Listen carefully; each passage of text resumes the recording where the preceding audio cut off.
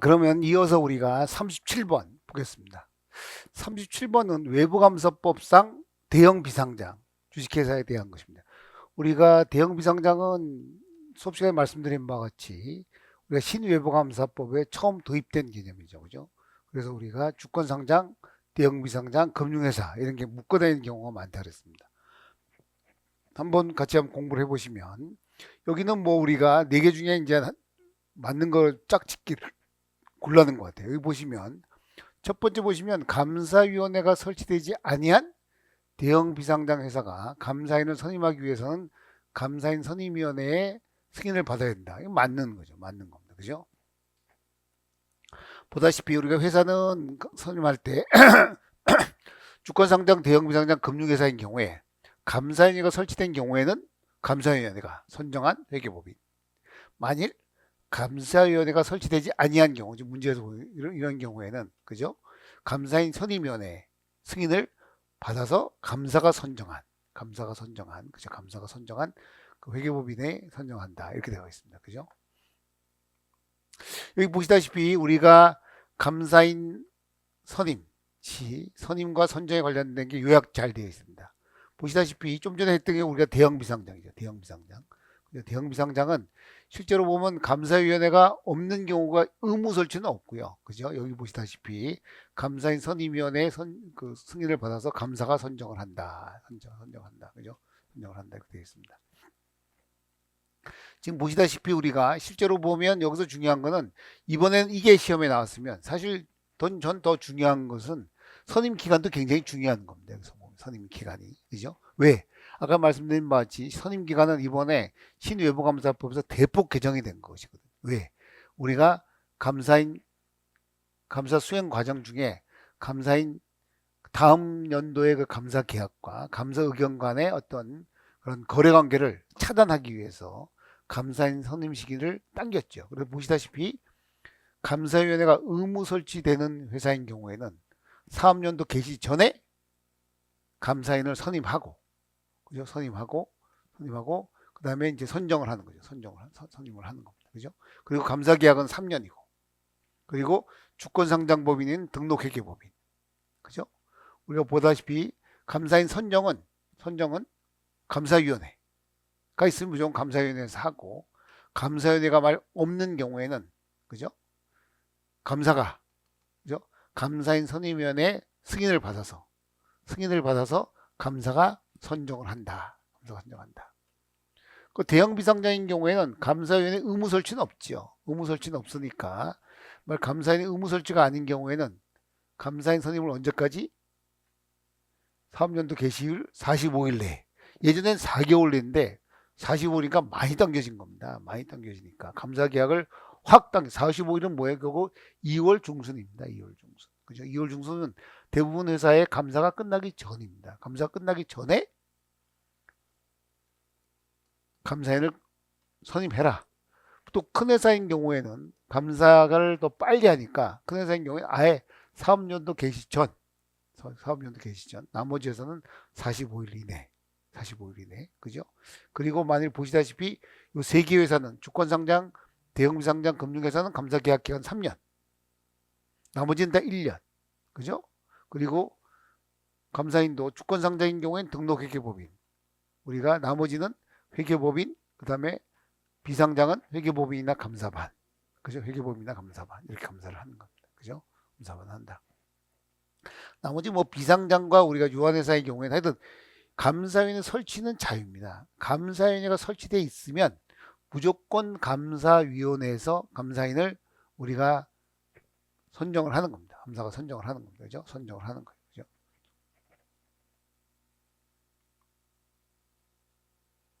그 다음에 니은을 보시면 대형 비상장에서는 연속하는 3개 사업연도에 동일 감사인으로 선임된 감사인이 직무상 의무를 위반하는 등 이런 경우에는 연속 사업연도 중이라도 감사 계약을 해지한다.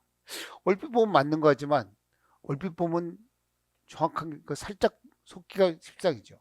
이거 한번 보시면 법에 주권상장, 대형비상장 금융회사는 연속하는 3개 사업연도에 동일 감사인으로 선임된 감사인이 직무상 의무를 위반하는 등 그런 경우에는 연속하는 3개 사업연도 중이라도 뭐예요? 그 다음이 다르죠. 그죠?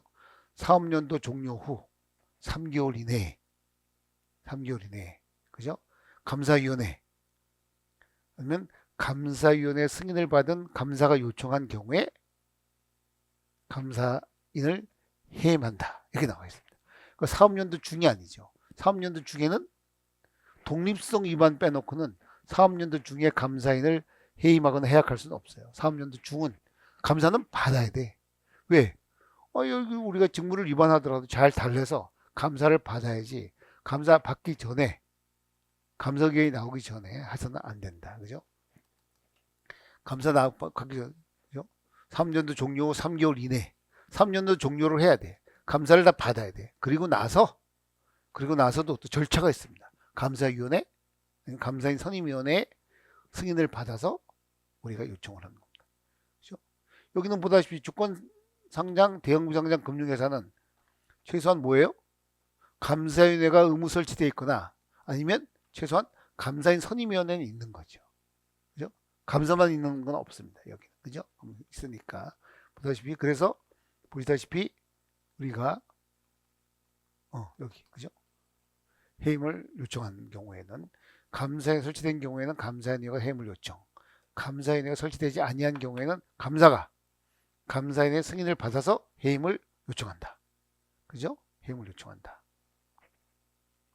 그래서 우리 여기 나와 있습니다. 그죠? 공부해 보시면 우리가 일반 뇌감과 주권 상장, 대형 비상장 금융회사 나눠지는데 직무 제한을 위반한다든가, 그죠? 우리가 금지된 비감사 영역을 수행하는 경우에는 독립성 위반이니까 둘 다 독립성 위반인 경우는 지체 없이 중이라도 지체 없이 감사계약을 해지를 해야 돼. 감사계약을 끝내야 됩니다. 감사계약을 끝나고 2개월 내에 감사인을 새로 선임해야 돼. 지체 없이 감사계약. 감사를 하시면 안 돼. 왜? 독립성 제한인 경우에는 독립성을 위반한 경우에는 감사 의견이 나올 수가 없습니다. 감사 의견 거절이 나올 수밖에 없습니다. 안 되죠. 안 된다. 좀 전에 우리가 본 바와 같이 직무상 의무를 위반한 경우에는 주권상장, 대형비상장, 금융회사인 경우 좀 전에 봤죠. 대형비상장 감사인을 해임할 수 있다. 언제? 3년도 종료 후 3개월 내에 감사위원회 혹은 감사위원회 승인을 받아 해임을 요청할 수 있으면 회사가 감사인을 해임한다. 그죠? 해임할 수 있다. 여기는 해임이 없어요. 왜? 일반 감사는 1년 단위로 계약하는 게 1년 단위는 끝나버리잖아요. 다음 감사 안 하면 됩니다. 계약 안 하면 되니까. 여기는 직무상 의무 위반으로 인한 감사인 해임 없습니다. 없습니다. 그 다음에 감사 기준에서 요구하는 독립성 회준. 이것도 마찬가지죠. 독립성 회준이 3년도 중에 감사 계약을 해지를 하는 겁니다. 독립성 회준이 감사인이 독립 3년도 중에 감사 계약을 해지하고, 그죠? 또 마찬가지로 우리가 주권상장, 대형비상장, 금융회사는 3년 단위로 계약하기 때문에 중간에 회사로부터 아니면 다른 사람으로부터 감사경 관련 감사인에 대해서 부당한 요구나 압력이 있는 경우요. 이것도 똑같습니다. 그해 감사는 끝나고 3개월 이내 똑같습니다. 3개월 이내 남은 연도 감사 계약을 감사인이 해지할 수 있다. 감사인이 해지할 수 있다. 이것도 여기서 보면 여기는 없습니다. 감사경 관련 부당한 요구나 압력이 있더라도 일반 뇌감사 감사 다 끝나고 이것도 감사 다 끝나야 돼요. 끝나고 나 그 다음 감사를 안 하면 되는 거지. 안 하면 되는. 이때는 감사 계약을 남아 있으니까 할 수 없이 해지하는 거고 남아 있는 게 없어요. 따라서 없는 겁니다. 없어. 그죠? 없습니다. 그리고 2개월 내 감사인 선임하고, 그죠? 주권상장, 대형비상장, 금융회사인 경우에, 그죠? 이와 같이 회사가 감사인을 해지하거나 해임하는 경우에는 지체 없이 정선위에 보고하고, 감사인은 항상 정선위에 보고를 해야 됩니다. 항상 감사인은, 그죠? 항상 해야 됩니다. 이런 내용입니다. 그죠? 여기 보면 사업연도 중은 안 된다. 그죠? 그 다음에 회계법인 감사인은 동일한 이사에게 대형 비상장 주식회사에 연속하는 6개 사업연도에 대한 감사 업무를 하게 할 수 있다. 그건 아니죠. 6개 사업연도를 할 수 없죠. 그죠? 대형 비상장, 주권 상장, 대형 비상장 금융회사는 4개 사업연도, 즉 3년표 할 수 있습니다. 4개 연도를 못 하는 거니까 3년치만 연속하고 또 뭐에 또 하나 있죠. 그 다음 3년을 모두 감사를 할 수 없다. 이렇게 돼 있죠. 그죠? 할 수 없다. 할 수 없다. 그죠? 보다시피 할 수 없다. 여기 있습니다. 그죠? 이사 업무는 동일한 이사는 회사에 연속하는 6개 사업연도에 대한 감사 업무 수행이 금지돼. 그리고 주권 상장, 대형 비상장, 금융회사는 4개 사업연도 감사 업무 수행을 금지하고 그 3개를 한 경우에는 그 다음 연속하는 3개 사업연도 모든 기간 동안 감사 업무를 할 수 없다. 그죠? 그리고 만약 회계사인 경우에는 회계법인 그죠? 회계법인 경우에는 소속 회계사는 이사 말고 그냥 일반 소속 회계사는 뭐예요? 주권 상장법인의 하나요. 주권 상장법인의 하나요. 그죠? 3개 사업연도 연속 감사를 하고 나면 3분의 2를 교체해야 된다. 이렇게 나와 있습니다. 그죠? 3분의 2. 그래서 우리가 주권 상장인 경우에는 주권 상장, 대형 비상장, 금융회사의 이사는 조건이 똑같습니다. 3년 감사하고 그 다음엔 다 못하는 거예요. 못한다. 그리고 소속 회계사인 경우에는 상장만 3분의 1을 교체하는 겁니다. 3분의 1을 교체한다. 여기는 대형 비상장 금융기관은 그런 게 없습니다. 그죠? 소속 회계사에 대한 교체 의무는 없어요. 교체 의무는 없습니다. 그리고 우리가 일반 외감회사는 뭐예요? 이사인 경우에 5년치는 감사할 수 있고 그 다음 연도 감사는 없다.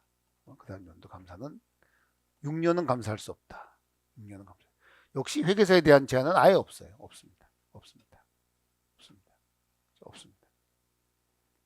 그리고 뭐 여기 나와 있는데 감사받은 주권 상장에 대한 감사가 없으니까 이제는 이게 의미가 없습니다. 의미가 없으니까 이건 필요가 없는 겁니다. 필요가 없다. 그러면 왜 감사받은 경우에는 여기 왜 제한이 없느냐? 그죠? 여기 왜 이런 게 XX가 없느냐? 감사받은 3명으로 구성된다 그랬잖아요. 3명으로. 3명으로 구성, 3명 이상이니까. 3명으로 구성되면 3분의 2를 바꿔버리면 감사반 자체가 무효화 되는 거예요. 필요가 없는 거죠. 감사반을 바꿔야 되는 겁니다. 바꾸는 거랑 똑같은 거예요, 사실. 그래서 여기는 그런 제한이 없는 겁니다. 그 다음에 리을 보시면 대형 비상장회사는 외부감사법에 따라 감사계약을 해지하거나 해임한 경우에 지체 없이 그 사실을 증선회에 보고해야 된다. 맞죠? 그죠? 주권상장, 대형 비상장, 금융회사는 감사계약 해지, 해임한 경우에 지체 없이 증선회에 보고한다. 여기 있습니다. 지체 없이 해지와 해임을 회사에다 보고합니다. 여기는 없어요. 일반 회사는 없습니다. 없습니다. 그리고 아까 말씀드린 감사인은 항상 그죠? 언제든지 간에 감사인은 항상 증선회의 보고 업무가 있습니다.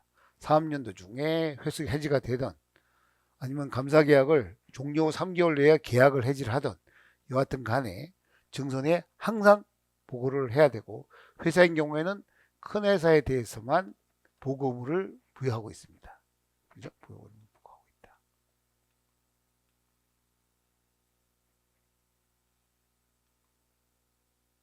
그래서 보시다시피 우리가 주권상장, 대형비상장 금융회사가 이렇게 물려있는 게 있고 따로 있는 게 있어요. 그래서 물려있는 거가 따로 있는 거를 다 좀 정리를 더 하셔서 공부를 하실 분, 왜냐면 혼동되거든요. 보시다시피 거의 대부분의 경우에 다 같이 해당됩니다. 같이. 근데 몇 가지가 달라요. 다 해당되는데 몇 가지가 다릅니다. 보시면 등록회계법인은 주권상장법인은 무조건 등록. 나머지는 법적인 요건은 없습니다. 그죠? 그 다음에 좀 전에 보다시피 소속회계사 3분의 2 교체도, 그죠? 3분의 2 교체도, 그죠? 6년이죠, 6년. 오늘 6년 한 경우에, 그죠? 6년입니다, 6년. 제가 이건.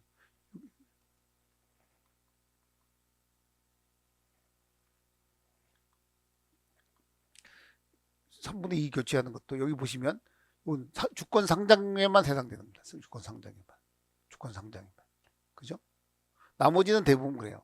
뭐 회계법인은 회계법인에 한정한다. 동일한 회사 연속 감사 업무 금지한다. 그 다음에 뭐 이런 것들은 다 우리가 모든 게 다 주권상장, 대형상장에 같이 다 적용이 되는데 주기적 지정도 마찬가지. 주기적 지정도 대형상장 금융회사는 주기적 지정 대상이 아니에요. 주권상장 중에서도 코넥스는 또 제외입니다.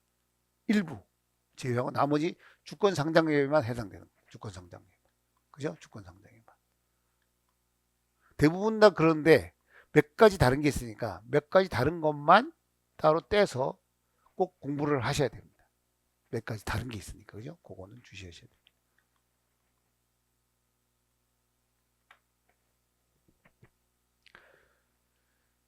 그 다음에 38번에 보시면 외부감사법상 감독 및 처분. 그죠? 우리가 어저께 배운 거죠. 감리에 관련된 거 옳은 것은.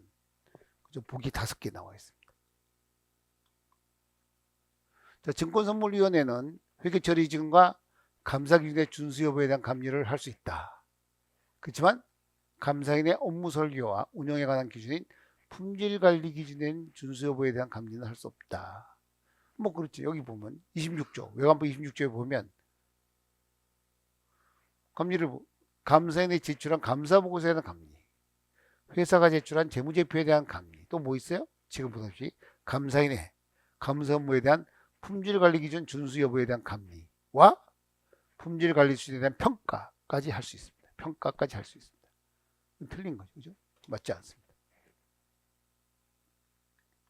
그래서 보다 신외부감사법에서 예전에는 감리가 좀 애매모호하게 규정이 되어 있었거든요. 지금은 좀 클리어하게 규정을 했습니다. 클리어하게. 딱.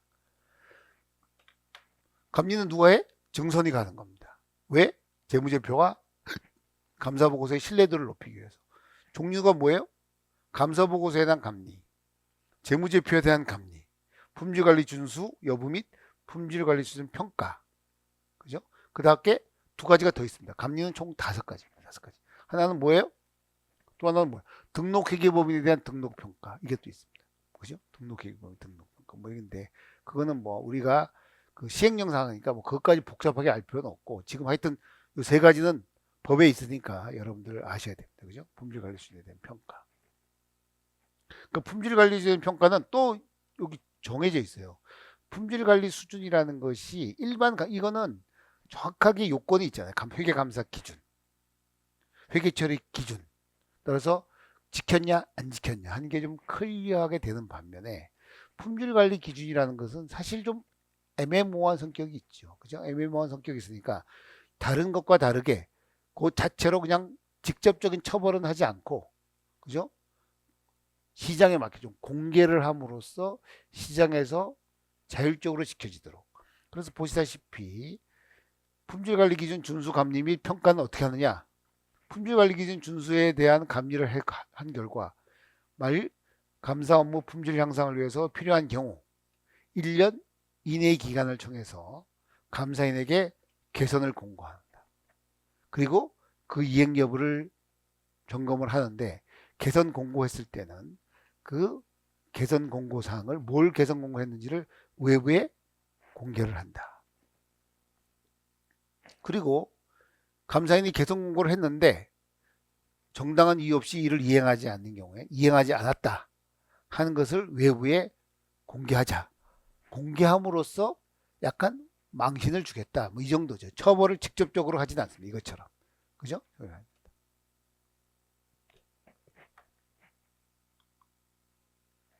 그 다음에 증선인은 감리 업무 수행을 위해서 회사 또는 관계사와 감사인에게 자료의 제출을 요구할 수 있으나 감사인 지정 업무를 수행하기 위해서 세무관서의 장에게 일체의 자료 요청을 할 수 없다. 이건 뭐 틀린 거죠. 그죠? 틀린 겁니다. 세무관서의 장에게 자료를 요청할 수 여기 있습니다. 27조 3항. 증선인은 11조 감리 업무 지정. 받아요. 감리 업무 지정. 감리 업무 지정에 따른 업무를 수행하기 위해서 필요하면 세무관서의 장에게 대통령령으로 정하는 자료의 제출을 요청할 수 있다. 이 경우 요청을 받은 기관은 특별한. 왜 도대체 이 말이 들어갔냐 하면 우리가 직권 지정은 별 그런 문제가 없어요. 다 사유가 좀 있기 때문에. 근데 주기적 지정은 상장법인은 별 문제가 없는데 뭐가 문제가 돼요? 소유교역 미분리 대형 배업인이 문제가 되죠. 소유교역 미분리, 소유관계.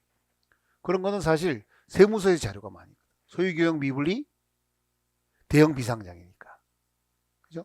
그런 자료를 얻기 위해서 국세청의 협조가 있어야 됩니다. 국세청이 근데 또 이거 비밀 자료라고 안 준다든가 뭐 이런 또 국세에 관련된 그런 규정이 있으니까 그 규정을 우리가 좀 어떻게 보면 오버라이드 해서 자료를 얻기 위해서 외부감사법에 규정을 새로 넣었다고 볼 수가 있습니다. 그래서 주기적 지정 업무를 원활히 할 수 있도록, 그죠? 원활히 할 수 있도록.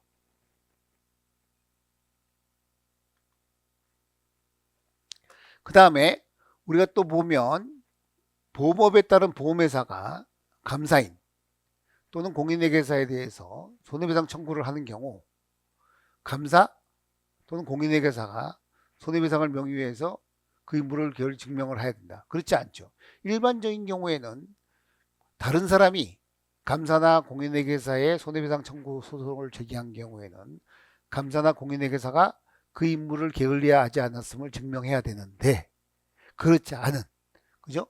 우리가 피감사 회사라든지 그 다음에 기타 금융기관, 뭐 은행이나 증권회사나 보험회사나 상호저축은행 같이 기관, 금융기관은 기본적으로 회계자료를 볼 수 있는 충분한 능력이 있고 또 기관으로서의 충분한 파워가 있기 때문에 회계사만큼 충분히 자료를 얻을 수가 있습니다. 따라서 그런 경우에는 일반적인 손해배상 책임과 동일하게 손해배상 청구를 한 사람이 감사인이 잘못했다는 것을 증명해야 됩니다. 그죠? 그래서 보다시피 일반적으로는 감사인, 공인회계사가 손해배상 책임을 면하기 위해서는 스스로 그 임무를 게을리하지 않았음을 증명해야 합니다. 스스로. 다만, 그죠? 다음 갖고 피감사회사, 은행, 농협은행, 수협은행, 보험회사, 증권회사, 상호저축은행 이러한 자가 감사인 회계사에 대해서 손해배상 청구를 한 경우에는 그 자가, 그죠? 그 피감사회사, 은행, 농협은행, 수협은행, 보험회사, 증권회사, 상호저축은행이 감사나 공인회계사가 게을리했다는 것을 증명을 해야 된다. 이렇게 법에 클리어하게 나와 있습니다. 그죠? 클리어하게 나왔으니까 이거는 중요한, 어저께 우리가 공부를 한 내용입니다. 그죠?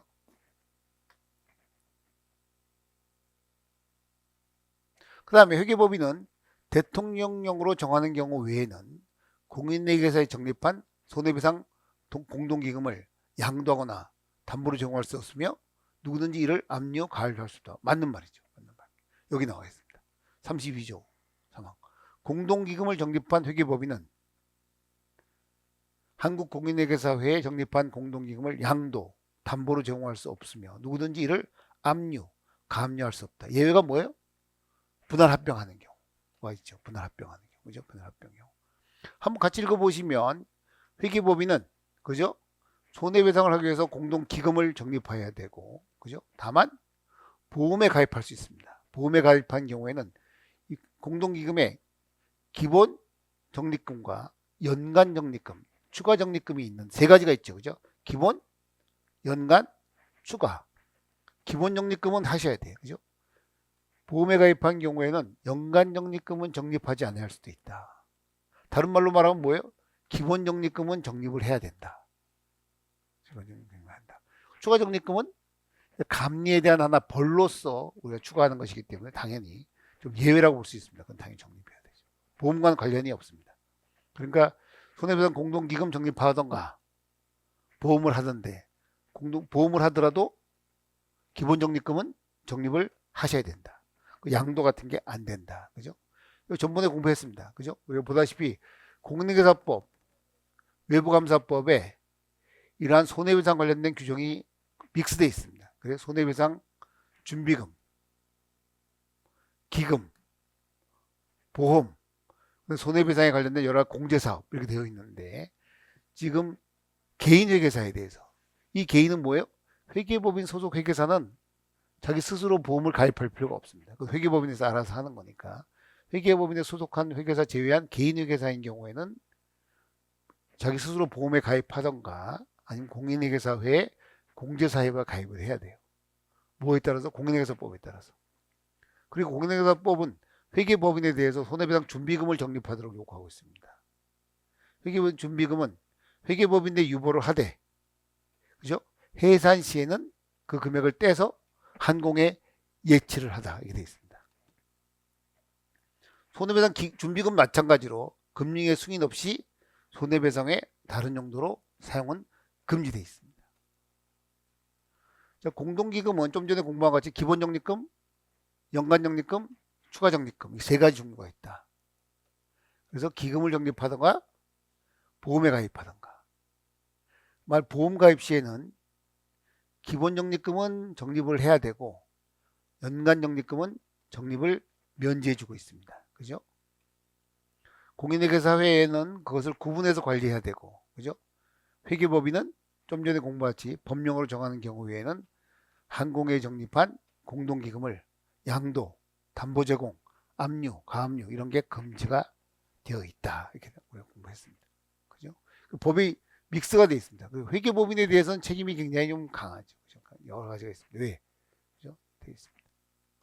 회계법인이 그만큼 우리가 감사를 많이 하니까 그거에 대해서 여러 가지 그런 손해배상 그런 정치가 잘 되어 있습니다. 그죠?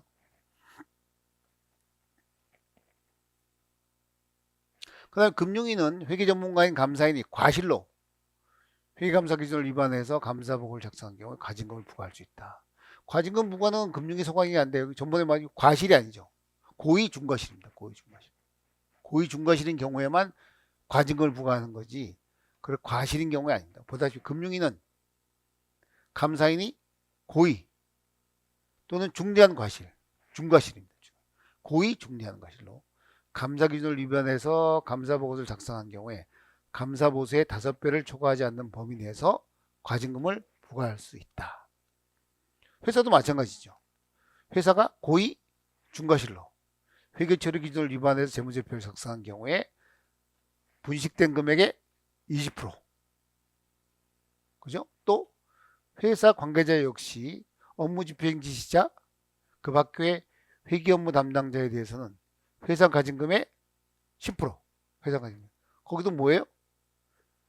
위반 행위를 알았거나, 아니 고의죠. 위반 행위를 알고는가 알았거나 현저한 주의 의무. 그냥 주의 의무예요. 현저한. 거의 중대한 과실에 비교한 거죠. 위법 행위를 알은 거는 고의고, 그죠? 현저한 주의 의무. 그러니까 고의 중대한 과실, 알았거나 현저한 주의 의무, 고의 중대한 과실 이렇게 되어 있습니다. 다. 그죠? 중대한 과실. 그리고 중요한 거는 뭐예요? 이러한 과징금은 8년이 경과하면 소멸시효가 완성되는데 어저께 말씀드린 바 중요한 건 뭐예요? 감리가 기간 경우에는 감리 기간 경우에는 이 경환이 중지가 된다. 감리가 워낙 시간이 오래 걸리기 때문에 감리 기간 중에는 8년의 기간이 중지된다. 그죠? 그리고 보다시피 어저께 말씀드린 바 과징금은 공인회계사법에 하나 있고 그 다음에 외부감사법이 하나 있습니다. 그죠? 공인회계사법 과징금은 뭐예요? 회계법인 또는 소속회계사가 감사 또는 증명할 때 중대한 착오나 누락, 중대한 중과시죠. 중대한 착오나 누락을 해서 업무정지를 하거나 직무정지 처분을 해야 되는데 그 업무정지나 직무정지가 이해관계인에게 중요한 영향을 미치거나 공익을 해할 염려가 있을 때는 우리가 회계법인에 대해서 5억, 개인 회계사에 대해서 1억의 과징금을 부과하는데 이 금액이 너무 적어서 신외부감사법 대우조선 해양 때 이것이 실익이 별로 없었다. 부과하려니까 금액이 너무 적어요. 그래서 새로 생긴 겁니다. 이것은.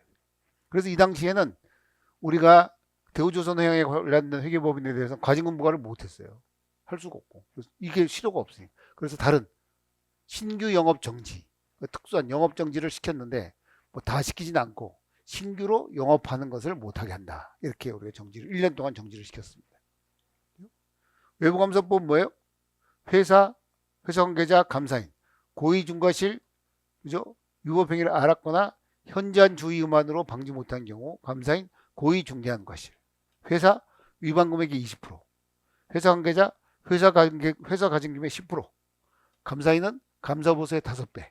그죠? 이렇게 딱 정했습니다. 그래서 특정한 금액으로 정하지 않고 퍼센트나 배수로 정함으로써 법을 수시로 개정할 필요 없이 실제로 법이 좀 규정이 살아있게 이렇게 개정했다고 볼 수가 있습니다. 이러한 것에 대한 하나의 참고 효과가 있다고 볼 수 있죠. 보다시피 우리가 어떻게 말한 바같이 과태료는 정선이가 부과합니다. 과징금은 금융위가 부과해요. 그죠? 벌금은 법원이 부과하는 거고. 그러니까 과태료가 제일 약한 거죠. 과태료가 제일 경미한 위반. 이거는 과징금은 불법이익 환수, 영업정지에 대한 대체. 벌금은 그건 뭐 일종의 형벌적인 요소가 있는 것이고, 그죠? 형벌적인 법원이 부과하는 겁니다. 법원. 그죠? 그래서 각각의 과태료는 정선이가 부과하는 것이다. 과징금은 우리는 뭐 벌금은 당연한 법원인데 정선이 금융위. 이 내용은 여러분들이 좀 아실 필요가 있다.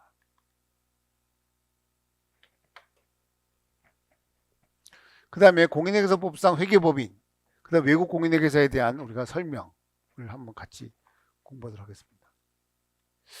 회계법인은 감사 업무를 할 때 그 업무를 총괄하고 책임지는 이사를 지정해야 되며, 지정된 이사는 지정된 업무를 수행할 때 회계법인의 대표이사와 공동으로 회계법인을 대표한다. 이건 아니죠. 이건 아닙니다. 그죠? 이건 아닙니다. 공동으로. 보다시피 한번 읽어보시면 업무 집행 방법. 회계법인 이사. 나는 소속 공인회계사는 아닌 자로 회계법이니까 이건 이사나 소속 공인회계사는 회계에 관한 감사 증명 업무를 한다. 이렇게 해석하시면 됩니다. 이사나 소속 공인회계사가 감사 증명 업무를 한다. 그 감사나 증명 업무를 할 때 그 해당 업무를 총괄하고 책임을 지는 이사를 지정하고, 이 지정된 이사는 그 지정된 업무를 수행할 때는 각자 그 회계법인을 대표합니다. 각자. 그리고 기본적으로 보면 대표자가 책임지는 건 뭐예요? 회계법인이 재무제표에 대한 감사 증명을 하는 경우 대표이사가 당해문서에 회계법인 명의를 표시하고 기명 날인하는 것이지, 회계법인 대표이사가 공동으로 그 지정 업무를 할 때 하는 게 아닙니다. 그죠? 지정 업무를 수행할 때는 각자의 이사가 여러 명이 있을 수 있으니까 각각의 이사가 우리가 회계법인을 대표한다고 되어 있지, 공동으로 회계법인을 대표하는 것은 아닙니다. 그죠?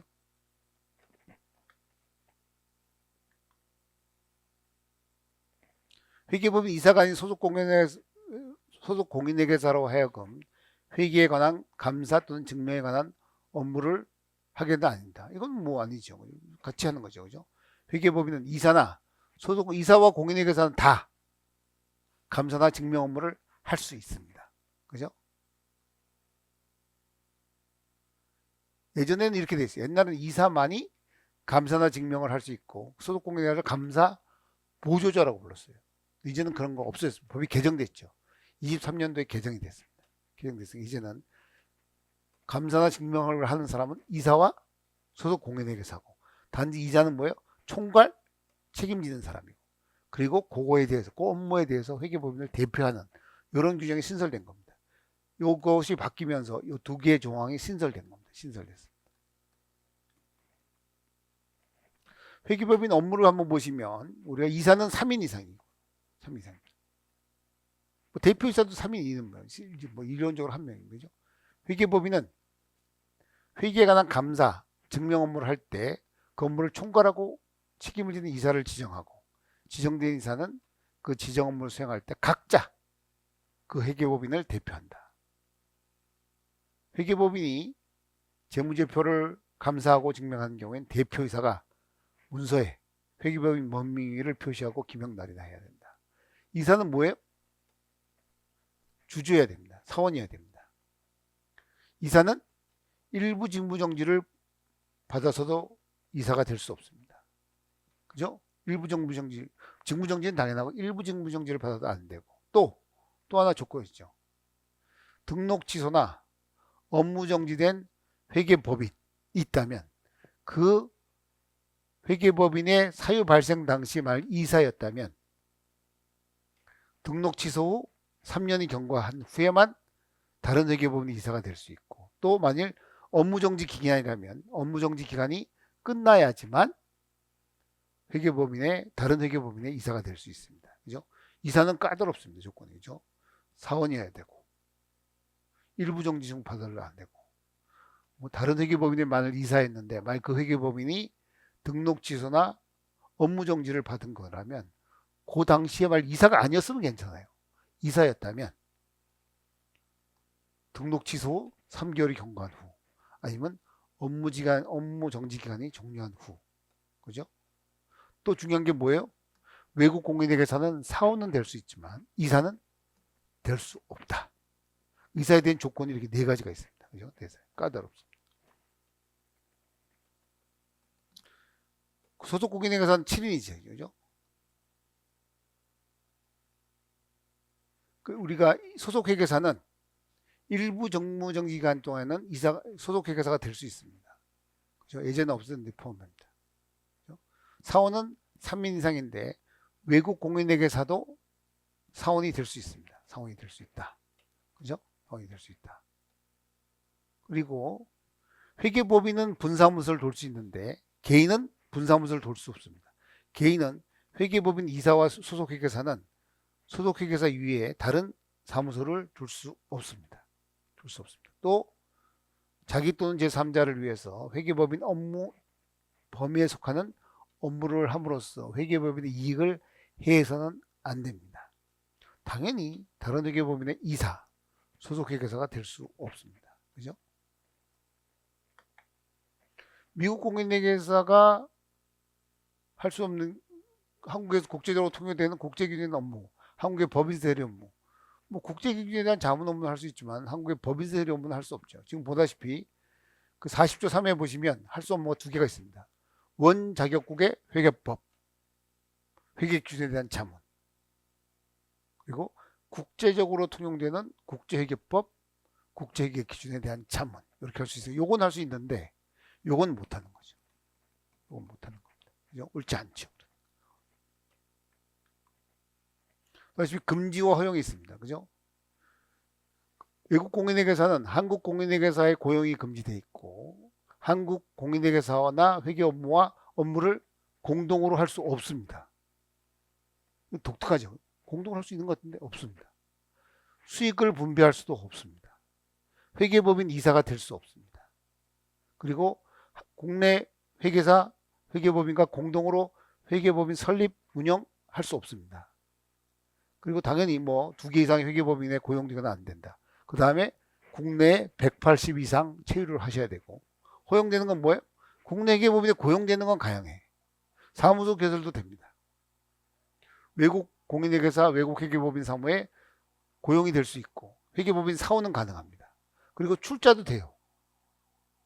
50% 미만 범위 내에서 출자가 허용되는데 1인당 출자 범위는 10% 미만. 다 합쳐서 외국인 공인 다 합쳐서 50% 미만. 그 회계법인을 지배할 수는 없는 거죠. 50% 미만이니까. 그죠? 요거랑은 좀 다른 겁니다. 이거는 출자라는 거지 공동으로 회계법인을 설립하거나 운영하는 거 안 되고 업무 공동도 안 됩니다. 요 3개를 잘 차이점을 잘 아셔야 돼요. 그죠?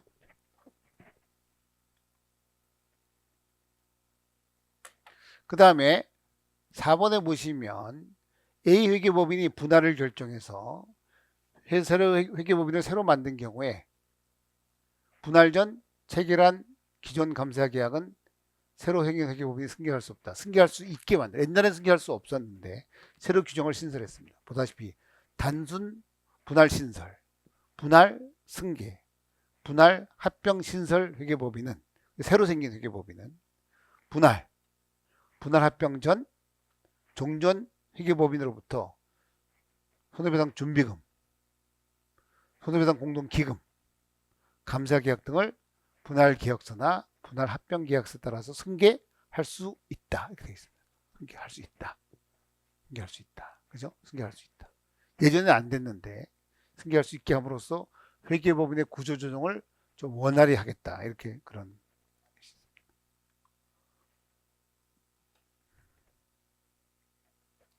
우리가 분할합병을 보시면 회계법인은 분할에 의해서 한 개 또는 여러 개의 회계법인을 설립 가능하고, 그죠?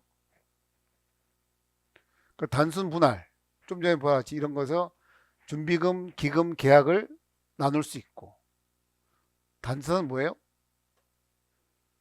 금융위로부터 업무의 전부 일부 정지를 받은 그 기간 동안은 분할합병이 될 수 없습니다. 그리고 우리가 과징금에 대해서는 두 가지 조항이 있죠. 그죠? 자, 법의 규정을 먼저 위반을 했어요. 법의 규정을 위반한 회계법인이 법인을 위반하고 분할합병하는 경우. 분할합병. 그 해당 법인이 행한 위반 행위는 그 후에 새로 생긴 단순 분할 신설, 분할 승계, 분할합병 신설, 분할회계법인. 결국 이 중에 어떤 하나가 되는데 그것이 와서 어느 누구한테나 과징금을 징수할 수 있다는 겁니다. 부과하고 징수. 누가 한지 잘 모르니까 여하튼 남아있는 모든 흔적한테 금융위가 과징금을 부과 징수할 수 있다. 규정을 위반한 회계법인이. 위반한 후에 분할을 하는 경우에. 반면에 어떤 회계법인이 과징금을 부과받았어 이미. 이거는 규정을 위반하고 과징금 부과 전에 한 거니까 과징금 부과를 요 4개 중에 어느 안에 부과하는 것은 자유인데 이건 그냥 이미 과징금을 분할받고 분할이나 분할합병을 했어요. 그런 경우에는 그 부수적인 회계법인들, 그죠? 단순 분할 신설, 분할 승계, 분할 합병 신설, 그 다음에 원래 있었던 분할 회계법인이 뭐예요? 연대해서. 우리는 모르니까 너희들이 알아서 내라. 그걸 구태여 누가 책임이 있는지를 정부가 알 필요가 없는 거죠. 너희들이 알아서 내라. 부과하는 데. 그렇죠? 이 두 개 규정 잘 과징금 대해서 잘 아실 필요가 있습니다. 그 다음에 회계법인의 이사, 소속 공인회계사는 자기 또는 제3자를 위해서 그 회계법인의 업무에 속하는 업무를 해서는 안 된다. 맞는 말이죠. 그죠? 그다시피 경업금지입니다. 경업금지. 회계법인의 이사, 소속 회계사는 자기 또는 제3자를 위해서 그 회계법인의 업무에 속하는 업무를 행하거나 다른 회계법인 이사, 소속 공인회계사 대서는 안 된다. 이렇게 나와 있습니다. 그죠? 안 된다.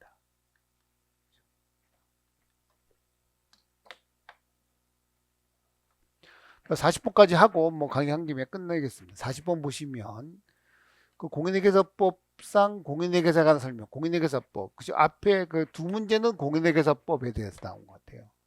네 문제는 외관법이고, 그죠? 그런 것 같은데 지금 보시면 자, 공인회계사는 서울사무소와 지방사무소를 동시에 둘 수 있다. 없습니다.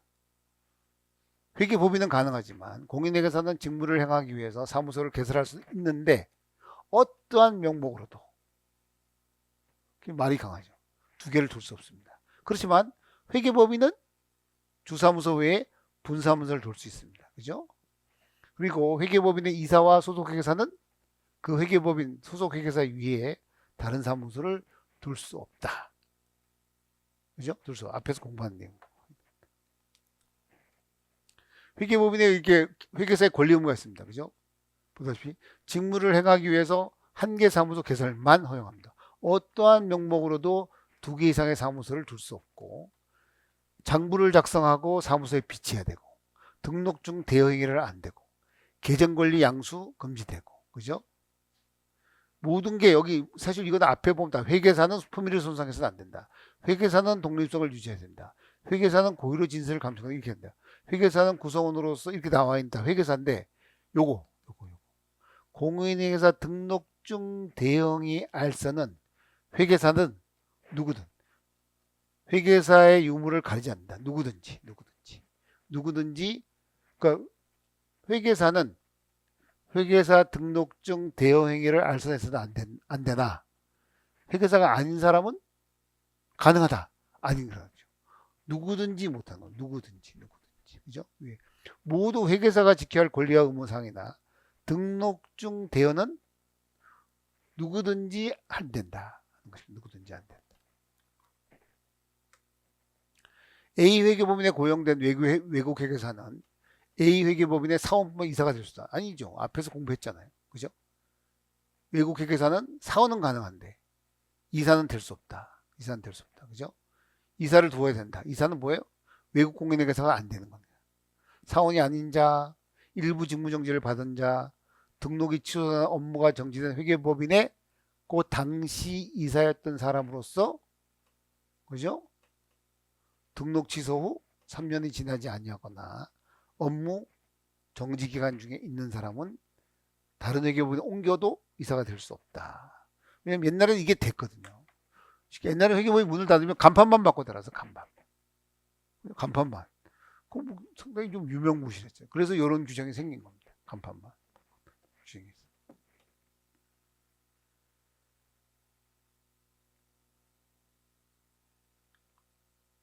우리가 좀 전에 공부했던 내용입니다. 외국 공인회계사에 허용되는 업무, 금지되는 업무 잘 아셔야 됩니다. 이건 그죠? 의외로 이 외국 공인회계사에 대한 신문제가 나오는 것 같아요. 그죠? 굉장히 많이 나오는 항목인데 이건 어떤 그런 금지되는 업무라서 상당히 좀 철저하게 그걸 따지는 것 같아요. 그죠?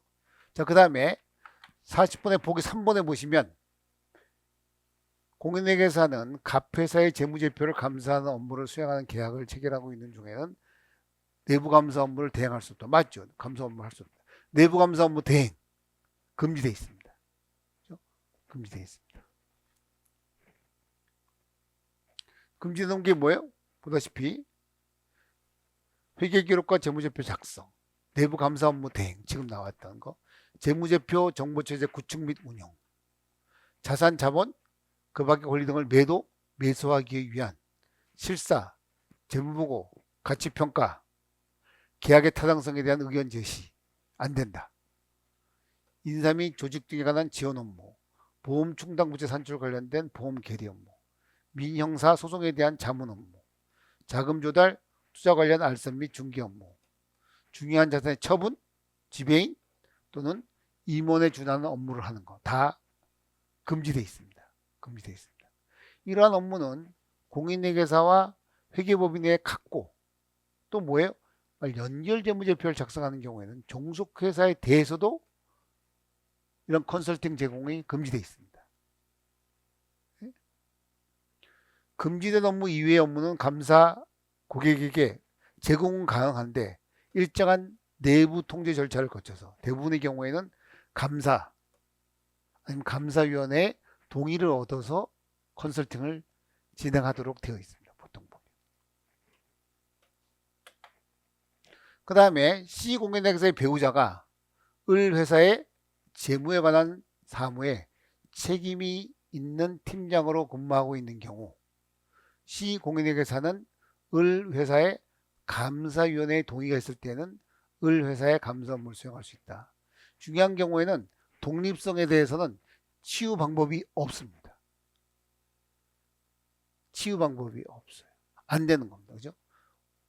자기 또는 배우자가 직원이거나 과거 1년 이내에 직원이었던 사람, 배우자인 경우에 바로 재무에 관한 사무를 수행한 직원, 임직원, 임원이 아니라 하더라도 안 된다.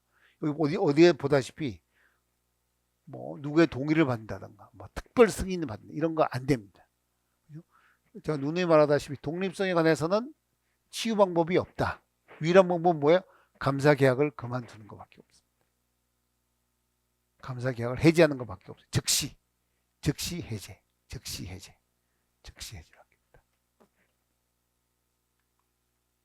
그죠? 지금 보다시피 우리가 제한 업무 지분 관계예요. 공인회계사가 출자 지분을 갖고 있거나 회계법인이 주식을 갖고 있는 경우, 일정한 채권 채무를 갖고 있는 경우 당연히 감사가 금지되고, 지금 좀 전에 있었던 것 같이 고용관계에 있는 경우, 그죠?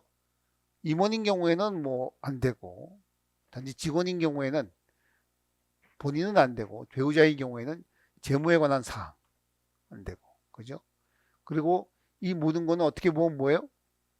회사에 근무하다가 지금은 회계법인을 옮긴 사람이거든요. 근데 요거는 뭐예요? 요거는 회계법인에 있다가 회계법인의 그 회사의 담당 사원으로 있다가, 그죠? 자기가 감사하는 회사로 옮긴 겁니다. 피감사 회사로 옮겼을 때 안 된다. 그때 안 된다. 그죠? 공인회계사는 법인 설립에 관한 회계 업무에 관한 다른 사람의 등록증을 대여할 수 없다. 공인회계사는 다른 사람에게 자기의 성명, 상호를 사용하여 제2조가 바로 이거죠. 2조가 회계에 관한 규정. 2조의 규정에 관한 직무를 행하게 하거나 그 등록증을 대여해서는 안 된다. 그죠? 누구든지 대여행위 알선 안 된다. 계정권리 양수 금지된다. 또는 공인회계사는 2조의 직무를 행할 때 부정한 청탁을 받고 금품이나 이익을 수수, 약속, 위촉인이 사기 기타 부정한 방법으로 금전사의 이익을 얻도록 도와주거나 상담해서도 안 된다. 이런 게 한 건 뭐예요? 부당이익으로 환수된다. 어제 공부했습니다. 부당이익 환수. 부당이익 환수. 그죠? 부당이익 환수. 보다시피 공인회계사는 다른 사람에게 자기의 성명 상호를 사용하거나 등록증 대여 금지. 누구든지 공인회계사 등록증 대여 행위 알선 금지. 공인회계사는 계정권리 양수 금지. 그죠? 공인회계사는 직무를 행할 때 부정한 청탁을 받고 금품이나 이익을 수수, 요구, 약속, 또 위촉인이 사기, 기타 부정한 방법으로 이러한 이익을 얻도록 이에 가담하거나 상담하는 것 금지. 이게 되어 있습니다. 그죠? 여기 답. 그래서 우리가 그 2월 달에 봤던 기출문제를 풀이를 하면서 다른 옆에 있는 내용들도 같이 살피면서 우리가 복습하는 관점에서 공부를 했습니다. 그러니까 여러분들 한번 좀 강의를 들으시고 또 한번 살펴보시고 이해가 안 가시는 거 있으시면 보시고 혹시라도 공부하시다가 이해가 안 가는 거 있으면 저한테 이메일이나 핸드폰으로 연락 주시면 핸드폰 하는 사람은 많이 있더라고요. 메시지 보내는 사람도 많이 있고 그러니까 괜찮습니다. 특별한 거 없으니까 저한테 이메일을 보내주셔도 되고. 그렇죠?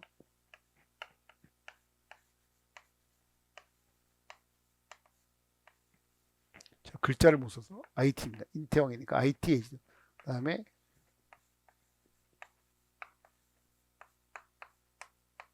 이메일 이렇게 주셔도 되고요.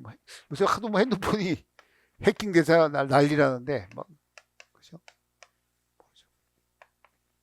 그 메시지를 주시면 메모를 주셔도 핸드폰 연락 주셔도 괜찮습니다. 하여튼 그죠?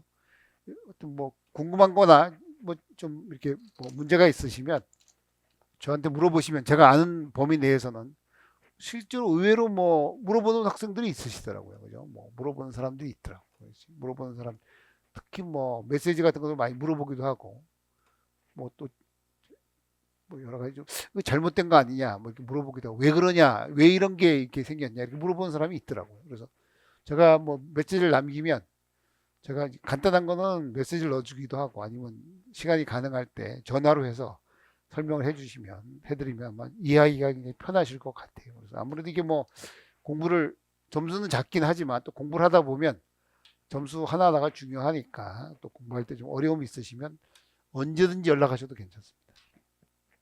하여튼 그 강의 듣느라고 고생 많이 하셨고요. 꼭 내년 2월에 좋은 결과 얻으시기를 제가 꼭 바라겠습니다. 고생 많이 하셨습니다. 네, 다음에 뵙겠습니다. 네.